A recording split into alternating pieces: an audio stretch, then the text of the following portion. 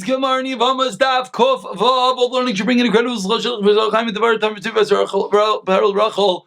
Shlomo ben Levi Zava Evim and Dalijim and Chayv Blumut is Basim Malk as well as Chuzru Shlomo Shlomo Yisben your faith Shmo ben Tilam Dam Zim Bechlas Lechamas Shiva Sar Blum Vasmil Chaim Yishu ben Malk Vashavim Sheikhana Chavlei Basar Dina Besoich Shar Chayli Yisrael. We're holding in the bottom of Kofayim and Beis, 5 lines from the bottom. An exciting day as B'siyat Dishmaya. We will be concluding the 12th parak of Yevamos, which will be putting us literally in earshot of the conclusion of this wonderful Masechta. About 2 weeks left.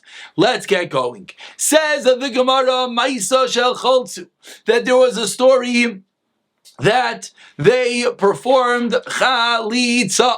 What was the story? He said the Mishnah performed Chalitza Beinayu Beina, between him and her, and they were the only one there in prison, in a jail. They came to Rabbi Akiva, and Rabbi Akiva said it was kosher. Says the Gemara, 1 second, what exactly happened over here?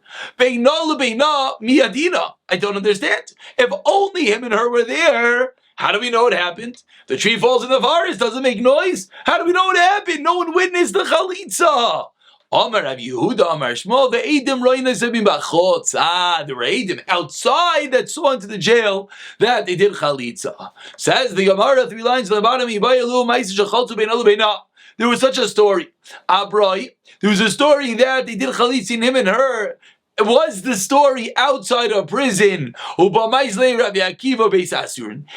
asked Rabbi Akiva for psak. This was Rabbi Akiva, the Roman time period that they were threatening not to learn Torah, and he went to jail. So was the story out of jail, and they went to Rabbi Akiva in jail? Or did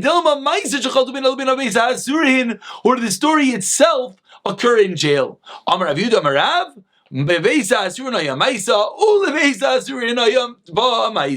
was both. It happened in jail, and they came to Rabbi Akiva when he was in jail as well. Says the Gemara on the top of Kavav and Aleph, Tanu Rabbanan, Chalitza mutas kosher. Kshera. A mistake, a mutta, toyis. A mistake in Chalitza is kosher.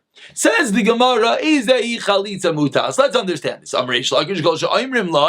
The cases where they tell him to the Yavam Chalutz, do the process of Chalitza, and that's how you're going to marry her. He's obviously doesn't know the halacha, doesn't know what Chalitza is. So they tell him, take off the shoe, split, read this parsha, and you're going to be married to her.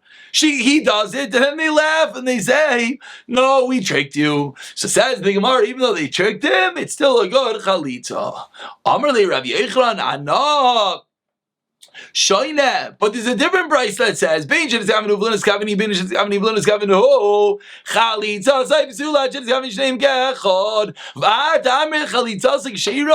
the price says he and her have to have kavana, intent, knowing what they're doing. So how can you tell me when we trick him it's going to be a good chalitza? Ella explains Rabbi Yechlan. You know what the case of a tricking is? The case is where he tells the Yavam, do chalitza, we'll give you $200. He does chalitza, even though he does not get the money, it's still a good chalitza. A price that concurs to this point. Chalitza mutaz, k'shei reizi, chalitza mutaz, k'shamir chalutz la'amanash, atid l'chumasayim zos, and never gets the money, it's still a good chalitza. There was such a story, she fell in front of a Yavam shein hagen. La, the Yavam was not appropriate for her. We told the Yavam, so what is this top line, chalitza mutas, is that we can trick him by telling him, you're going to make some cash, and even if we don't end up giving it to him. Continues the Gemara with a similar scenario. There was a Yavam that came in front of Rav Chia. Amar la, Rav Chia told the Yavam, Piti amoidi, stand up and do yibum. Amra leish, the Yavam responds, Ema yeshivasa zui amidasai.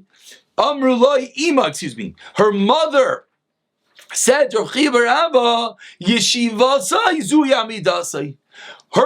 She shouldn't do.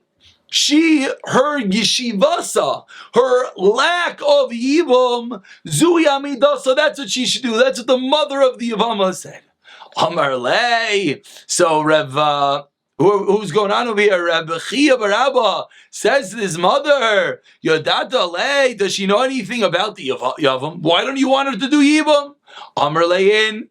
The Yavam only wants her cash. The Yavam wants to consume all her money. Amr La. So Rav Chia Rabba said to the Yevama, do you not want to do Yibam? Amar le lai. She says, nope, I don't want to do Yibam. Amar le chalatzla. So he says to her, do chalitza ubekach ata kainsa, and then you will marry. So Rav Chia Rabba told the Yavam, again, the Yavam wants to do Yibam to get her cash. The Yevama doesn't want him to do Yibam. So we tricked the Yavam by saying, do chalitza, and then you're going to get married to her. Lebazar the chalitza after he did chalitza. Amar le Rav Chia Rabba said to the Yavam, Hashta minoch afsilala. You're puzzled. You wanted to marry her. We tricked you. You did chalitza, so now you're puzzled her. Once you're puzzled her, chalitza chalitza samal yisa. You might as well do a good chalitza ki echi the distral alma, so that she can be mutter to the world. So they tricked him to doing a partial chalitza so that he cannot marry her. Once he cannot marry her, then we say that he has to do a good chalitza, because there's no point not to anymore, and then she'll be mutter to the rest of the world. Another similar story, Bas Chamua de Rav Papa, the daughter of the Chamua de Rav Papa, the father-in-law of Rav Papa, if the Yavam fell in front of a Yavam, Shein Agim La.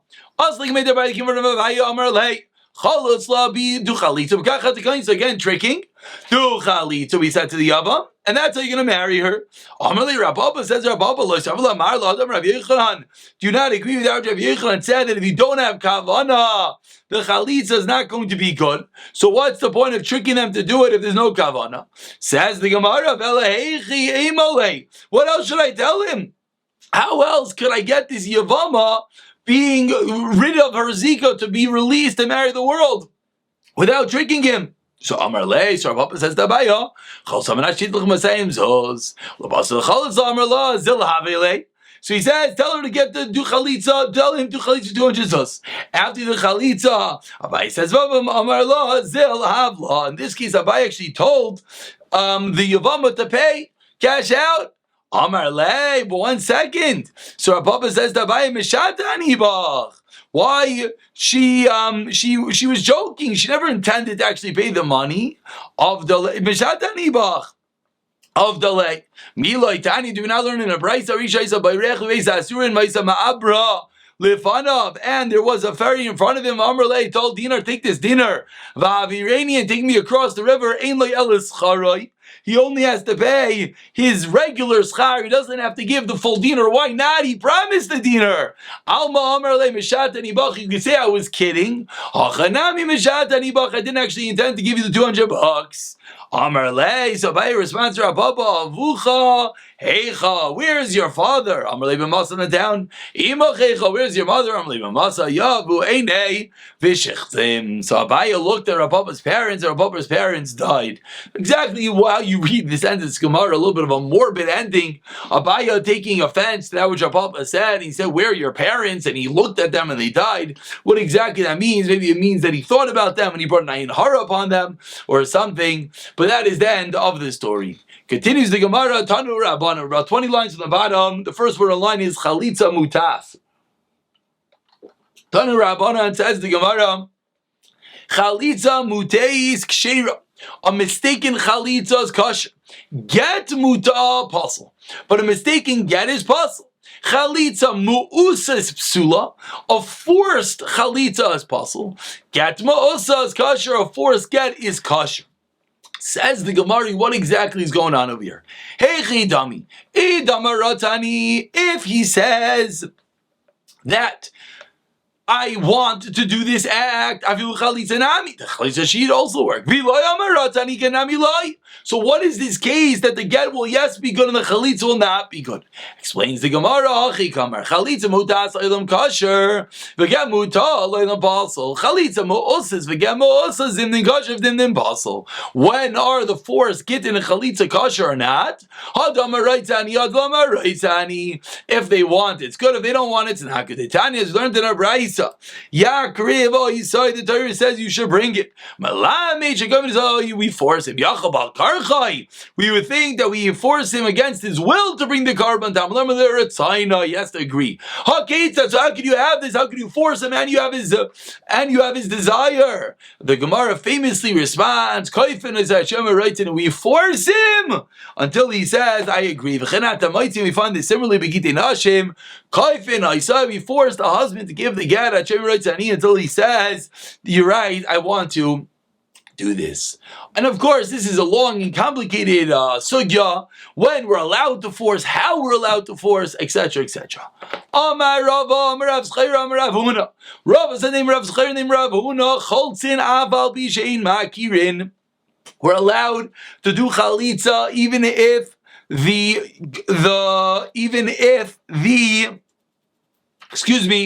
dayanim do not know the yavam and the yavama. They're allowed to do miyun even if they do not recognize Yavam and Yavam. Lafikach, because we allow miyun and yibum without knowing the husband. There's two things. There's the performance of the get and the chalitza, and then there's chronicling, writing down that the get and the chalitza was done. So says Rava that if we allow a get and the chalitza without actually knowing who the two parties are, then we'll not write it down unless we know who they are. And now on the flip side, the Chashin Beis Din Dayan, because we're afraid they're going to make a mistake. For Rava Dideya Amar, the exact opposite. Rava himself says, we're 3 lines from the bottom, we only do chalitza mean if we know the parties. Because we need to know them. Because we only do the get and the chalitza by knowing the husband, by knowing the yavam and the yavama. Therefore, we don't need to find out who they are before we write it down, because we know that the get and the chalitza was done appropriately. The miyan and the chalitza. And therefore, there is no concern for a bezdin tayin. And we turn over to Vav Amud Beis, the last Amud of this fabulous parak, in which the Gemara, the Mishnah now is going to tell us how is chalitza done from A to Z. Says the Mishnah, mitzvah chalitza, what is the mitzvah? Bahu, he comes to Bezdin, via him to the Bezdin, with the Yavam of the Bezdin. Again, Islam, we tell them an eitzah, which is appropriate for them, as we've seen. If there's an age gap, we encourage chalitza, Shnemer Karlo Ziknehi, every Tibrei Love, and he talks to them. And she says, I do not want this guy. I refuse that he should establish my brother in Israel. I do not want to do Yibam. And he says, I don't want to marry her. They have to talk in Lashon HaKodesh. That's part number 1. The Psukim continue. Now they come in front of the eyes of the Zakenim. They remove the shoe and she spits. It has to be the spit that the Dayanim could see. The Gemara will explain. And she declares and she says, this is a pasuk, the soul should be done to one who does not want to build the house of my brother. Until here, they would dictate for them to read. And Rav Horkinis would do chalitza, when he would do it in the village of Itam. The Gomer as Kol HaParsha, wouldn't stop here. They would continue reciting to the end of the parsha. And that is what they did afterwards. So after Rav Horkinis, everyone took on that practice. The Gemara, the Mishnah concludes that v'nikra Shmoi b'Yisrael beis chalutz hanal, and they call his house the house of the chalutz hanal, where the shoe was removed. Mitzvah b'dayanim. It's a mitzvah b'dayanim to say this. V'loi mitzvah b'talmidim, and it's not a mitzvah for the students to do this. Rabbi Yehuda mitzvah al kol ha'imdim sham loimer chalutz hanal. Says Rabbi Yehuda, no, it's not on the dayanim, it's not on the talmidim, it's on everyone who is present in Bezdin has this commandment to say beis chalutz hanal. So begins the Mishnah, begins the Gemara.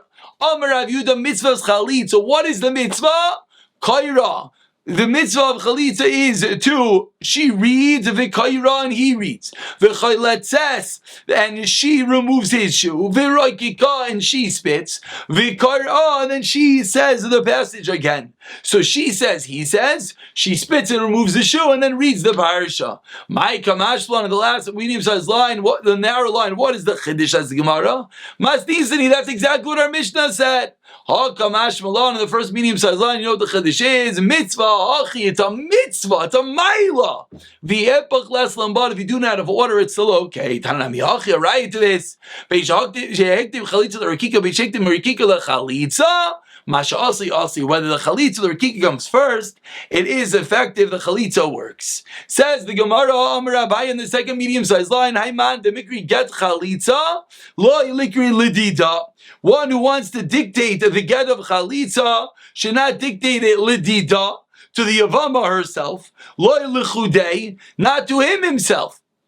Va'oba Yevami lechudei. Excuse me, these are psukim. He should not say loy lechudei. He should not say Baba Yevami lechudei. Why? If he reads these parts of the psukim on their own, Ella loy ava Yemi v'likri lididei loy lechudei chavatz lechudei. Why? Demasha chavatz lekalchda. Because if you read it, if you break the psukim and you change the wording, the groups of words, then it's going to sound like he wants to marry her.